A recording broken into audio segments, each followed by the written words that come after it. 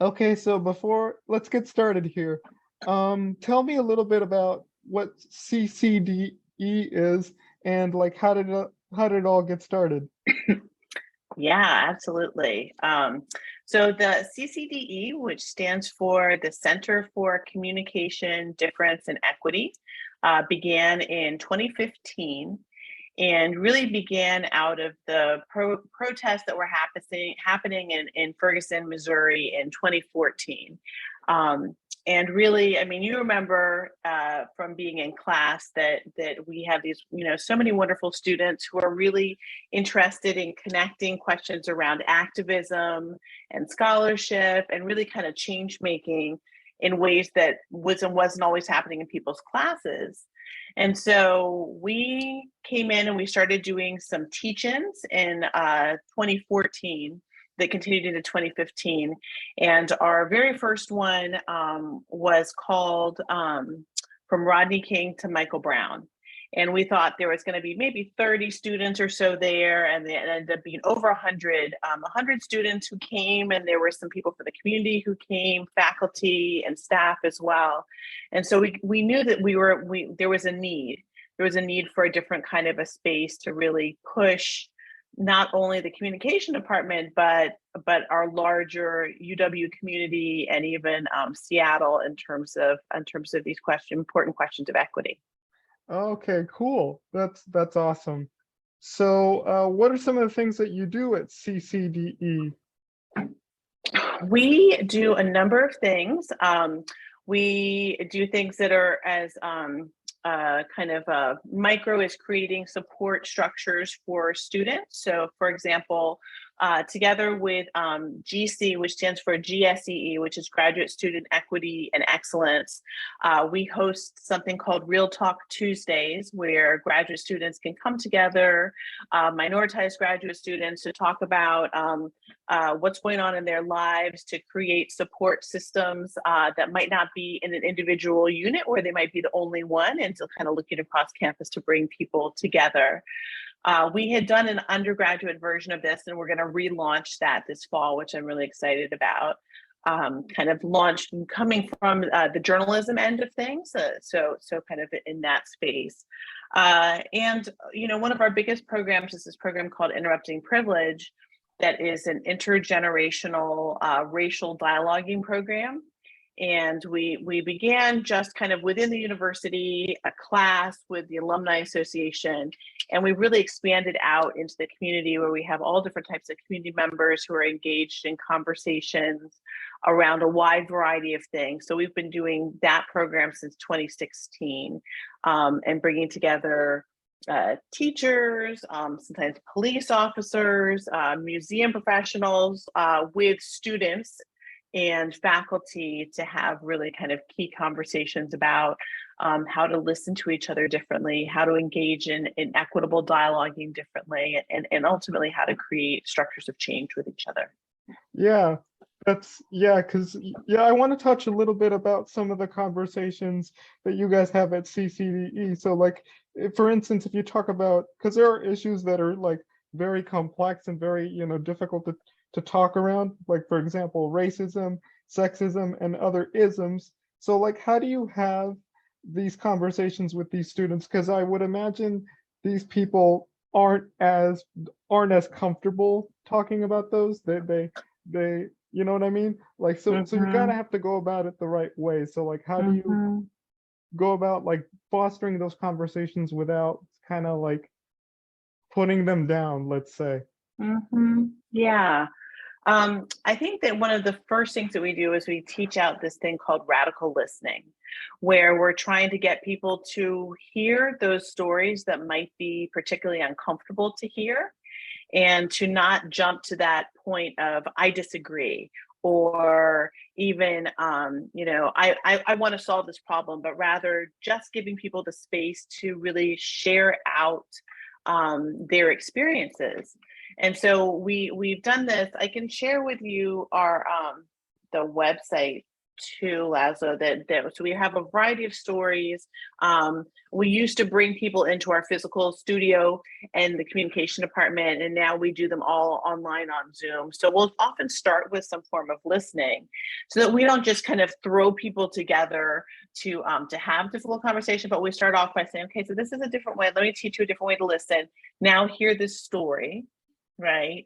And then from there, we figure out how after you've actually legitimately, genuinely listened, how do you ask questions? How do you engage in such a way that you're not trying to just poke holes in somebody's story, but really to hold their story while coming together to think about creating solutions and creating change? Uh-huh. Yeah, I think that's important. Uh, So like, what are some of the things that you do in sort of the advocacy realm that you know, in terms of like engaging students in the community, you know, and talking about differences of like power, privilege, and other key issues? And what impact does that have on those students? Mm, yeah, that's a really great question. So for example, one of our programs was a community-based program. We had some high school students from a Black student college readiness program who partnered with University of Washington students and some Seattle Central students to think about what was it like to be Black in Seattle. And the students, the high school students and the college students recorded their experiences that then we used at an assembly at their school.